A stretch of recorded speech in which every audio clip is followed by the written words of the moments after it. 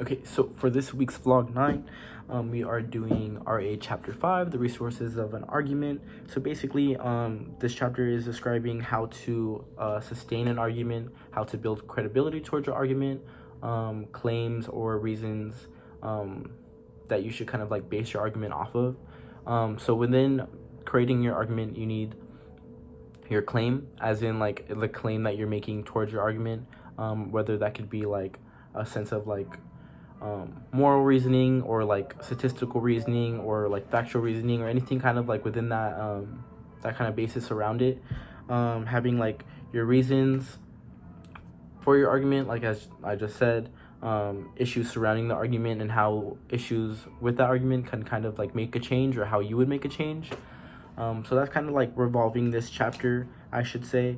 And for reading pop culture, chapter 4, the paired readings, the Austerlitz and Berman, I chose to review the Austerlitz, the promiscuous rise of populism, just because I thought it was like pretty interesting, because I've never like thought of like kind of like a critic within like the music industry or like anything kind of like around that.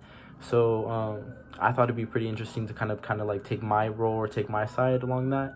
And basically I just spoke of how they're kind of like moving away from like that new age or like critiquing that kind of new age of music rather than staying and kind of idolizing pop culture or like trendy pop culture.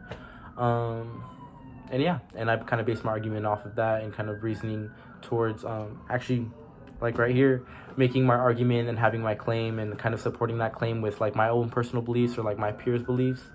And yeah, today this week was a pretty interesting kind of like insight within that. I feel like within every week of these vlogs or every week of doing the readings within pop culture, I kind of learned a little bit of something from each of them.